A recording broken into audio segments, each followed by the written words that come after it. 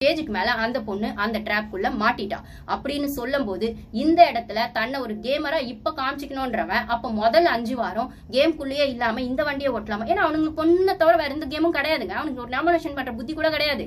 Nomination process எப்படி, worst எப்படி சொல்லணும், பெஸ்ட் எப்படி சொல்லணும், ஹோஸ்ட் வந்து வீக்கெண்ட்ல கேள்வி கேட்டா எப்படி அந்த விஷயத்தை அட்ரஸ் பண்ணணும், ஒரு மண்ணாங்கட்டி புரிதலும் கிடையாது. இது முதல்ல இருந்து எபிசோட் பாக்குறவங்க தெரியும். ஆனா இன்னைக்கு வந்து ஏன் கேம் பாருதான் மேனிபுலேட் பண்றான்னு சொல்ற அளவுக்கு இவருக்கு தைரியம் வந்திருக்குன்னா அந்த அளவுக்கு புத்திசாலியான இடத்துக்கு கொண்டு போனதே பாருதான். பாரு இல்ல அப்படின்னு சொன்னா இவனுக்கு அந்த ஒரு தெளிவு புத்தி எதுவுமே வந்திருக்காது.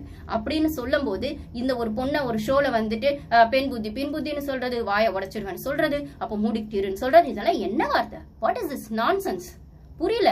அப்போ இவ்வளவு பேக்வர்ட் திங்கிங் இருக்கிற நீ அந்த பொண்ணு நாளைக்கு மேரேஜ் பண்ணா கூட அவளுக்கான நீ எந்த ஒரு இம்பார்ட்டன்ஸே கொடுக்க மாட்டேன், என்ன கேள்வியே நீ கேட்க கூடாது அப்படிங்கிற இடத்துல தான் அவளை வச்சிருப்ப. அவ கெஞ்சி உன்னை வந்து அவளுக்கான ஒரு அன்பா அவ கொடுத்துக்கிட்டே இருக்கணும் போது கண்டிப்பா இது டாக்ஸிக் லவ் தான். அதுக்குள்ள நம்ம போக வேணாம். அதை அவங்க வீட்டு ஆளுங்க டிசைட் பண்ணிட்டேன் இவன் மேரேஜ் பண்றா பண்ணலன்னு. ஆனா இந்த கேம் போக்கஸ்ல அவளை அங்க இருந்து அவளை வந்து அந்த கேம் போக்கஸை விட்டு இவன் அதை வந்து அவளை வந்து டவுன் பண்ணிட்டு இவன் மேல போகணுன்றதா இவனோட போக்கஸா இருக்குன்னும் போது இந்த ஷோல அதை வந்து அவ வீட்டு ஆளுங்க, அவ அம்மாவோ அப்பாவோ உள்ள வந்து அம்மாவோ அண்ணனோ அவங்க வீட்டு ஆளுங்களோ உள்ள வந்து அட்ரஸ் பண்ணா இவன் கொடுக்கறது ஆப்வியஸா லவ் கண்டென்ட் தானே தவிர லவ் இல்லைன்றது அப்பட்டமா தெரியும். இவன் வெளியில போய் கழட்டி விடணும்னு நினைச்சாலுமே இவனால முடியாது. அதைத்தான் அவ சொல்றா, இது வந்து டாக்குமெண்ட்ரி ஆகும், இது ரெக்கார்டட் ஆகும் அப்படின்னு சொல்லும் போது நம்ம 2 பேரும் இங்க ட்ரூவா லவ் பண்ணிருக்கோன்றது எனக்கான ஒரு ப்ரூஃப்ன்றதான் அவன் இன்டைரக்டா சொல்றா. ஆனா அதெல்லாம் சொன்னா இவன் எகிருவான்னு தெரிஞ்சுதான் அவன் சொல்றா, நீ என்ன ஏமாத்த கூடாது, நானும் உன்னை ஏமாத்த மாட்டேன். ஏன்னா நான் உங்ககிட்ட இப்ப கேம் ஆடல, ரியலா என்னோட ஃபீலிங்ஸை எக்ஸ்போஸ் பண்றேன்.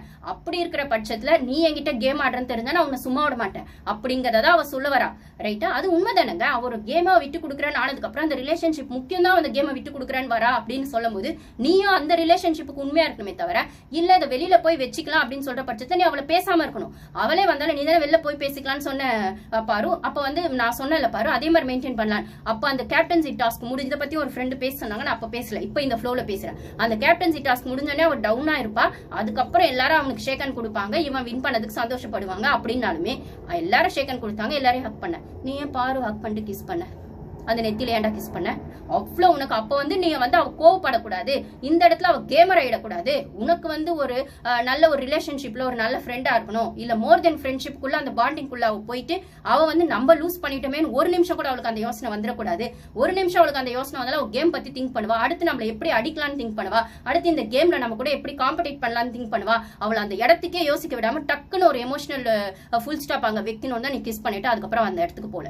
சரி, அதோட விட்டியா? வெளியில வந்து அரோராவை எங்கேயோ உட்காந்து இருந்தாலும் அதை நான் பார்க்கல, எங்கேயோ உட்காந்தாலும் அவனுக்கு ஃபிளைங் கிஸ் கொடுத்தானா, அதுக்கப்புறம் அரோராவையும் ஹக் பண்ணானா அந்த கேப்டன்சி முடிஞ்சோன்னு. இதே